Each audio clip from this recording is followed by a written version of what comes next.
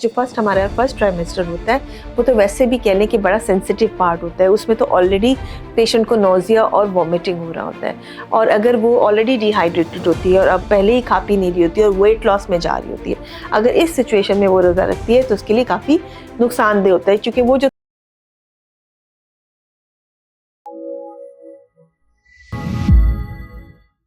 अस्सलाम वालेकुम। आज हम बात करेंगे इस वीडियो में कि क्या प्रेग्नेंट जो खातून है उसे रमज़ान में रोज़े रखने चाहिए कि नहीं रखने चाहिए। देखें, जहाँ तक तो इस्लामिक पॉइंट ऑफ व्यू, वहाँ से तो इसकी तरफ छूट दी गई है कि जो हामला ख़वातीन हैं और जो ब्रेस्ट फीडिंग मॉम्स हैं, वो आप जो है वो अगर रोज़े बाद में पूरे कर लेते हैं तो उसको अलाउ किया गया है। अब इसके पीछे एक पूरी साइंस है, इसके पीछे साइंटिफिक रीजंस हैं कि क्यों अल्लाह की तरफ से ऐसी आपको जो है वो छूट दी गई है। और वो ये है कि जब आप इसके 2-3 मल्टीपल कह लें रीजंस हैं। नंबर 1 तो ये है कि जब आप रोज़े की हालत में होते हैं तो आपको डिहाइड्रेशन होना शुरू हो जाती है, जिसमें नमकियात की, पानी की कमी होना शुरू हो जाती है। दूसरा ये कि जब आप सहरी के टाइम एकदम से खाना खाते हैं और उसके बाद ये है कि एक लंबा गैप लेते हैं तो उसमें भी एसिडिटी और गैस की शिकायत होना शुरू होती है, बदहज़मी होना शुरू होती है। और तीसरी बात ये है कि जब आप रोज़ा अफ्तार करते हैं तो एकदम से जब आप पानी और बहुत तरह-तरह के हम लोग अपने दस्तरख़्वान सजाते हैं, एकदम से जब चीज़ें ले लेते हैं खाने-पीने की, तो उसका करके फिर जो है जिस्म में भारीपन का होना, वॉमिटिंग का होना, नौज़िया का होना जो है वो काफ़ी कॉमन है, या पेट में दर्द की शिकायत हो जाती है। अक्सर लोगों का पेट भी ख़राब रहना शुरू हो जाता है। तो ऐसी सूरत हाल में हमें क्या करना चाहिए?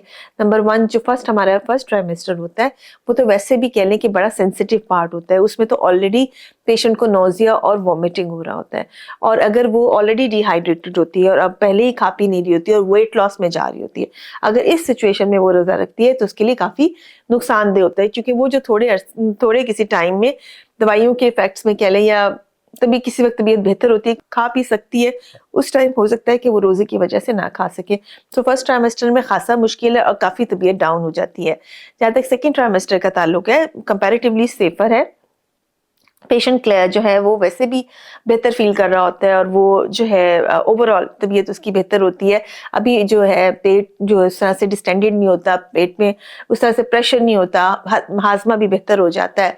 तो ये है कि उस वक़्त शायद रोज़े रखना थोड़ा-सा आसान हो सकता है, और लेकिन उसको भी केयरफुली डिज़ाइन किया जाए कि सहरी में क्या खाया जाए, अफ्तारी में क्या खाया जाए, उस हिसाब से इसको रखा जाए। और फिर थर्ड ट्राइमेस्टर में तो वैसे ही जो हामला ख़वातीन हैं वो ख़ासी मुश्किल में होती हैं, चूँकि लेटना, उठना, बैठना ख़ासा मुश्किल होता है, और वो थोड़ी-थोड़ी अमाउंट में खा रही होती हैं, छोटे-छोटे पोर्शंस के अंदर। उन्हें कहा जाता है कि हर 3 से 4 घंटे के बाद आप कुछ ना कुछ ले लीजिए।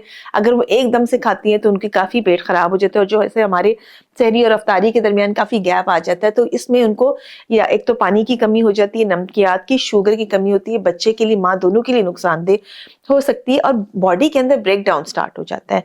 ठीक है? यानी जो प्रेगनेंसी में फास्टिंग ऐसे ही है जैसे स्टार्वेशन हो गई, जैसे कहत पड़ गया बॉडी के अंदर, और फैट्स और प्रोटीन्स भी जो है वो टूटना शुरू हो जाती है। इसकी वजह से जो है माँ को भी नुकसान होता है और बच्चे को भी नुकसान होता है।